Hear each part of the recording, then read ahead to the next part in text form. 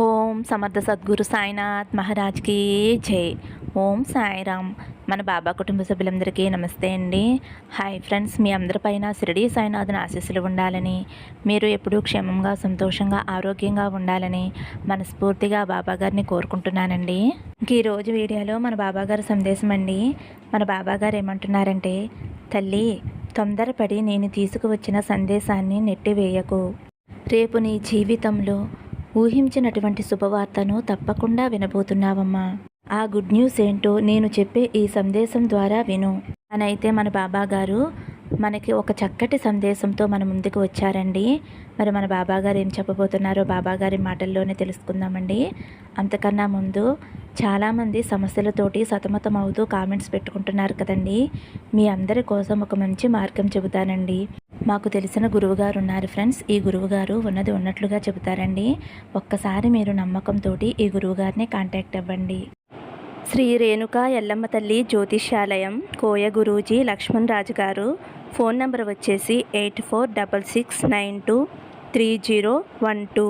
మీకు ఎటువంటి సమస్య ఉన్నా సరే, వ్యాపారం, చదువు, ఉద్యోగం, పిల్లలలో జ్ఞాపక శక్తి, రాజకీయం, ప్రేమ, పెళ్ళి, సంతానం, భార్యాభర్తల మధ్య కలహాలు, కుటుంబ సమస్యలు, ఆరోగ్య సమస్యలు, ప్రమోషన్, విదేశీ ప్రయాణం, లక్ష్మీ శాంతి, మనశ్శాంతి, భూ వివాదాలు, కోర్టు సమస్యలు, ఆర్థిక ఇబ్బందులు, కళ్యాణ దోషం, ఇలా ఎటువంటి సమస్య ఉన్నా సరే ఆ సమస్యకి తగిన పూజలు చేసి గురువుగారు చిటికెలో పరిష్కారం చూపిస్తారండి. మేము కూడా ఈ గురువుగారి దగ్గర చూపించుకున్న తర్వాత మా సమస్యలు అనేవి తీరాయి. కాబట్టి ఒక్కసారి నమ్మకంతో గురువుగారికి కాల్ చేయండి. ఇంకా మన బాబాగారు సందేశం విందామండి.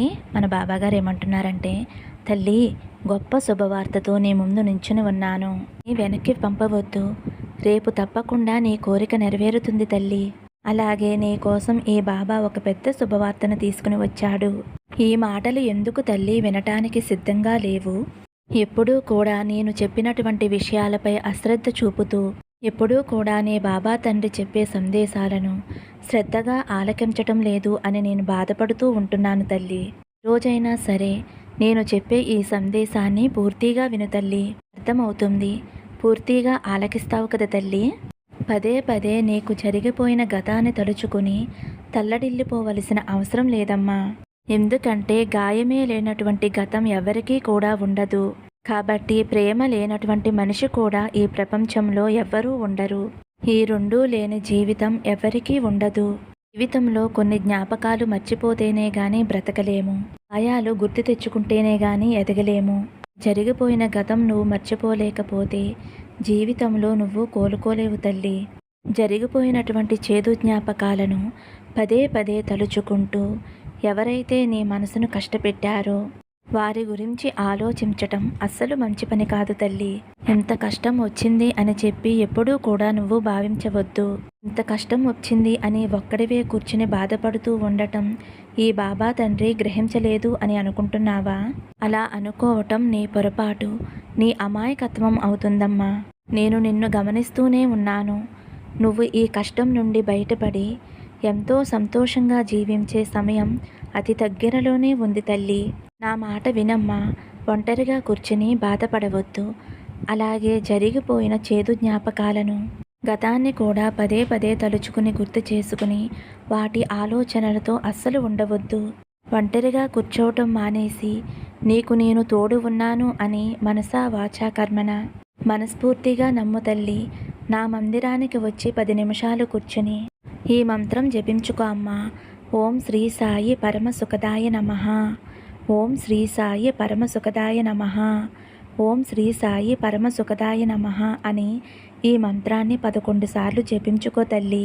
ఇలా ఈ మంత్రాన్ని జపించడం వల్ల నీ మనసుకి ప్రశాంతత కలుగుతుందమ్మా.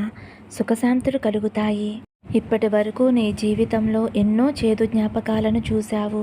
నిన్ను మోసం చేసిన వారవ్వచ్చు, లేదంటే నిన్ను ఒక మనిషిగా విలువ ఇవ్వని వారవ్వచ్చు. వారికి బుద్ధి చెప్పే సమయం ఖచ్చితంగా వస్తుందమ్మా. ఎన్నో ఎదుర్కొన్నటువంటి రోజులు, క్షణాలు ఎప్పటికీ కూడా గుర్తు చేసుకుంటూ నీ మనసును ఎంతగా బాధిస్తున్నాయో నాకు తెలుసమ్మా. వాటి గురించి నువ్వు ఇలా ఆలోచించటం వలన అవి నిన్ను ఇంకా ముళ్ళలా గుచ్చుతాయి తప్ప ఎప్పుడూ కూడా నీ మనసుని ప్రశాంతంగా ఉంచలేవు. కాబట్టి తల్లి, జరిగిపోయిన వాటి గురించి అస్సలు ఆలోచించొద్దమ్మా. ఏవైతే అవమానాలు ఎదుర్కొన్నావో, కనీసం నలుగురిలో గౌరవం కూడా పొందకుండా ఒంటరిగా మిగిలిపోయావో, అవన్నీ కూడా తగ్గాలి అంటే తిరిగి నువ్వు మునుపట్ల సంతోషంగా ఆనందంగా గడిపిన క్షణాలను గుర్తు చేసుకో తల్లి. మరలా తిరిగి అలాంటి రోజుల కోసం ప్రయత్నం మొదలుపెట్టు. మీ ప్రయత్నంలో నేను కూడా భాగంగా ఉంటాను. ప్రతి ప్రయత్నము కూడా వ్యర్థం కాకుండా చాలా చక్కగా నువ్వు అనుకున్న వైపు నువ్వు నడిచే విధంగా, అడుగులు పడే విధంగా జాగ్రత్తగా నేను చూసుకుంటానమ్మా. కాబట్టి నిన్ను మోసం చేసిన వారి గురించి అస్సలు ఆలోచించవద్దు తల్లి. ప్రతిరోజు కూడా ఇలా ఆలోచిస్తూ బాధపడుతున్నావు, కానీ నీ వెంట వచ్చే మనసుని అసలు నువ్వు పట్టించుకోవటం లేదు అని తెలుసుకో తల్లి. ఏ కారణం లేకుండా ఈ లోకంలో కానీ, ప్రతి మానవుడి జీవితంలో కానీ ఏదీ జరగదు. గుర్తుంచుకో అమ్మా. ప్రతిదానికి కూడా ఒక కారణం అనేది ఉంటుంది. వచ్చేటటువంటి సమస్యలకి కారణం పూర్వజన్మ కారణమే అవుతుంది. ఎందుకంటే ఈ లోకంలో ప్రతి జీవి జన్మించటానికి కారణం ఆ జీవి అంతకుముందు చేసిన కర్మ ఫలాలు మాత్రమే కారణం. చెడు కర్మకి ఫలితం పాపం, పాపానికి కారణం దుఃఖం, మధ్యకర్మకి ఫలితం పుణ్యం, పుణ్యానికి సుఖం తప్పక అనుభవించి తీరవలసిందే. వాటిని అనుభవించటానికి ప్రతి జీవి కూడా జన్మను చేసుకుంటుంది. నీకు ఒక్కసారిగా ఎన్ని కష్టాలు నీ మీద పడ్డాయి అంటే తప్పకుండా నీకు మంచి రోజులు రాబోతున్నాయి అని అర్థం తల్లి. జీవితంలో నీ బాబా తండ్రి ఎప్పుడూ సంతోషంగా ఉండే స్థాయికి తీసుకువెళ్తాడు అని మర్చిపోవద్దమ్మా. రాబోయే రోజుల్లో భగవంతుడు ఏ విధంగా అనుగ్రహిస్తాడో నువ్వే చూస్తావు కదమ్మా. జ్ఞాపకాలుగా మిగిల్చింది నీ కష్టాలు, సమస్యలు నిన్ను ఏ విధంగా బాధించిందో, అలాగే ఇప్పుడు రాబోయే రోజులలో జీవితమంతా కూడా ఎంతో ఆనందదాయకంగా భగవంతుని యొక్క ఆశీర్వాదంతో అంతా మంచే జరగబోతుంది తల్లి. నువ్వు ఒంటరివి అని ఎప్పుడూ అనుకోవద్దు తల్లి. నేను నీతోనే ఉండి నిన్ను జాగ్రత్తగా చూసుకుంటాను. తప్పకుండా నీ కోరిక నెరవేరుతుంది. జీవితంలో నీకున్న ఆశయాలన్నీ కూడా నెరవేరుతాయి. గొప్ప విజయం సాధిస్తావమ్మా. అలాగే నీ కుటుంబంతో పాటు నీ కుటుంబంతోటి ఆనందంగా జీవితాన్ని కొనసాగిస్తూ నిన్ను అవమానించిన వారు, నిన్ను బాధ పెట్టిన వారు అందరూ కూడా వారు చేసినటువంటి తప్పులను వారు తప్పకుండా తెలుసుకుంటారు. వారే నీ వద్దకు వచ్చి గొప్పగా ప్రశంసలు అందిస్తారు.